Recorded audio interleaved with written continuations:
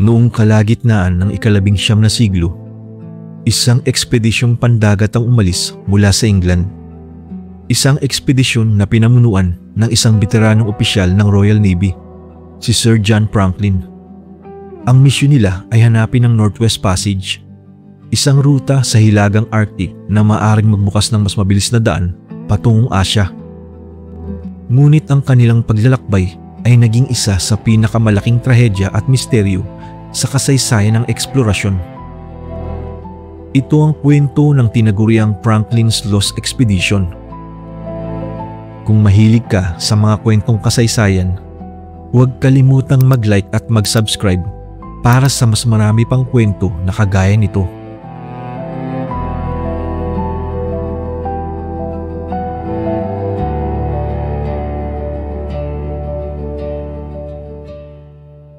Si Sir John Franklin na ipinanganak noong 1786 ay isang opisyal ng Royal Navy na mula pagkabata ay nahumaling na sa heograpiya at paglalakbay.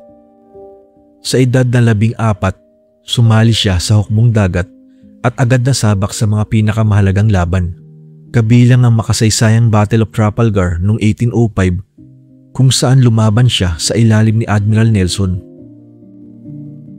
Habang tumatagal ang kanyang karera, mas lalo siyang nabighani sa malamig at hindi pa lubusang natutuklas ang Arctic.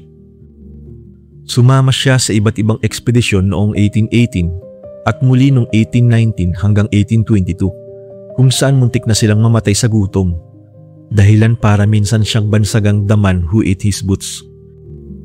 Binansagan si Franklin na the man who ate his boots dahil nung kinapos sila ng pagkain at nagutom ng matindi, ay napilitan silang pakuluan at kainin ang mga leather boots nila para lamang mabuhay.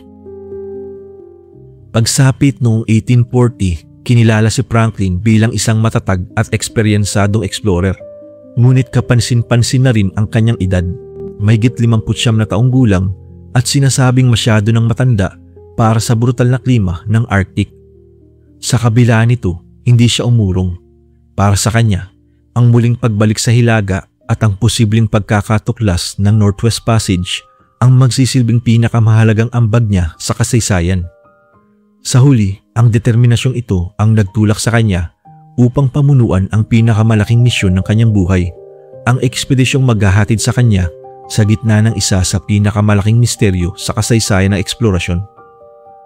Noong kalagitnaan ng ika-19 na siglo, isang malaking pangarap para sa Britain ang makahanap ng mas mabilis na rutang pantubig patungong Asya.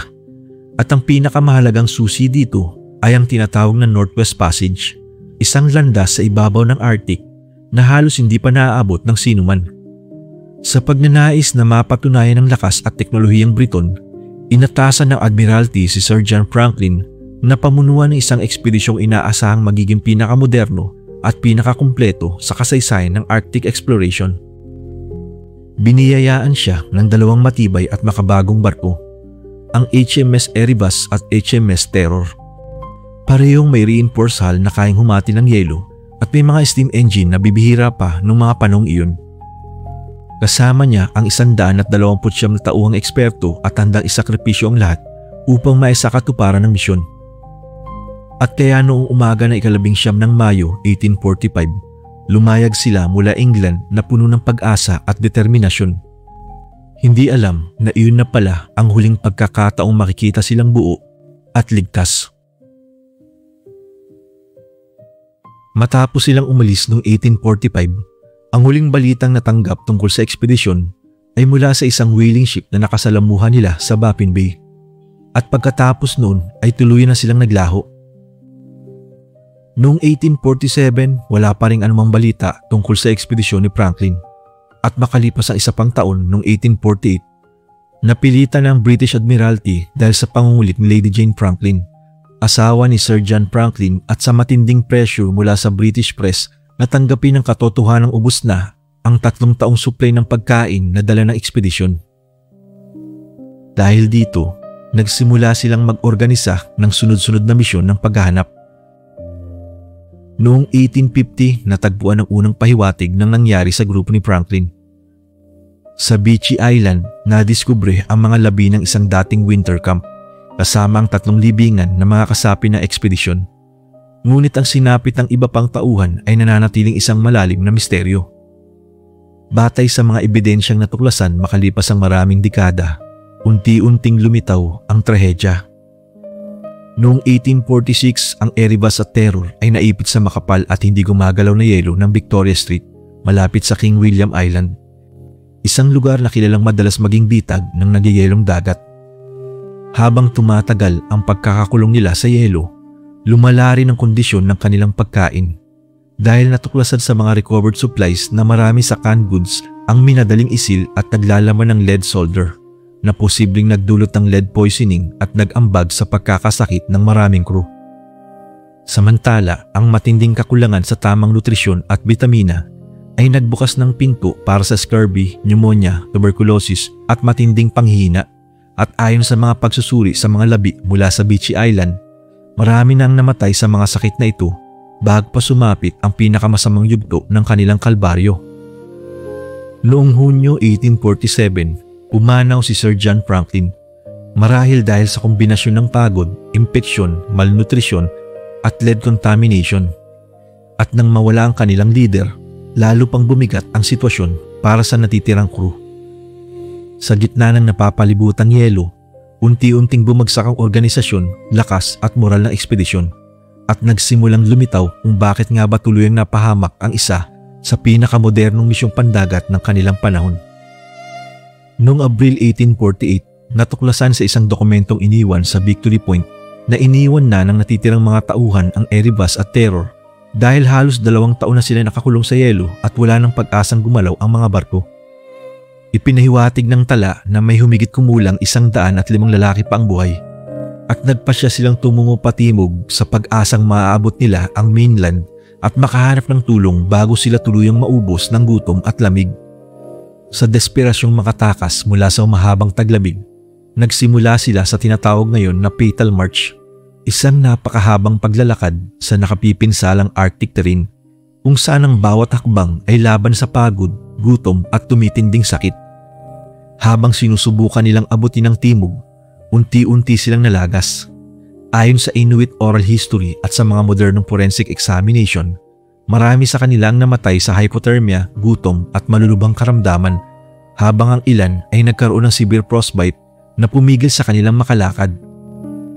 May mga skeletal remains ding natagpuan na nagpapakita ng malinaw na ebidensya ng extreme desperation. Kabilang ang mga hiwa at fracture na iniuugnay ng mga eksperto sa cannibalism.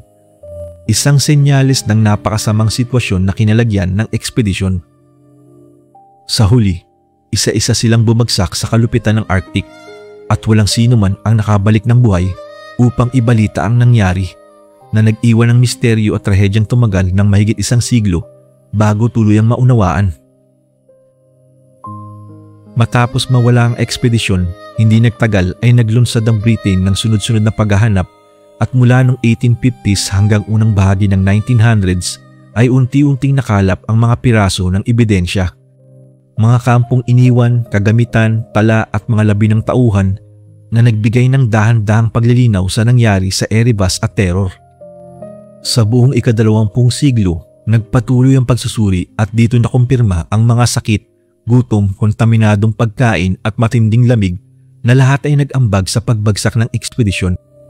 Ngunit ang pinakamalaking pagbabago ay dumating makalipas ang mahigit 160 taon nang noong 2014 ay matagpuan sa ilalim ng tubig ang halos nabubulok na labi ng HMS Erebus at sumunod noong 2016 ang halos perpektong napreserbang HMS Terror, mga barkong halos parang nakahimlay lamang sa mababaw at malamig na tubig ng Arctic. Ang lokasyon nila ay halos eksaktong tugma sa mga kwento ng Inuit na matagal nang nagsabing nakita nila ang mga barkong lumubog sa bahaging iyon.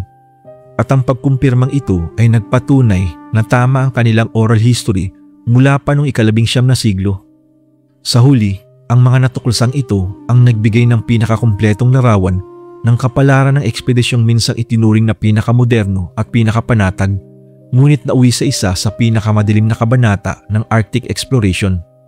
Isang misteryong nabuo sa yelo at lamig at unti-unting nabuksan makalipas ang mahigit 1 siglo ng paghahanap. Ang Franklin Expedition ay simbolo ng tapang, ambisyon at trahedya.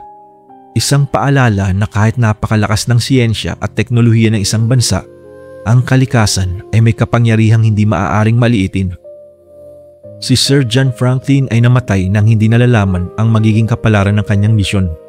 At kahit hindi niya natagpuan ang Northwest Passage, ipinakita ng mga sumunod na ekspedisyon na malapit na pala siya sa tamang ruta. Pero ang tunay na nagbukas ng ruta na iyon ay hindi ang kanyang mga barko, kundi ang mga aral mula sa kanilang pagkamatay.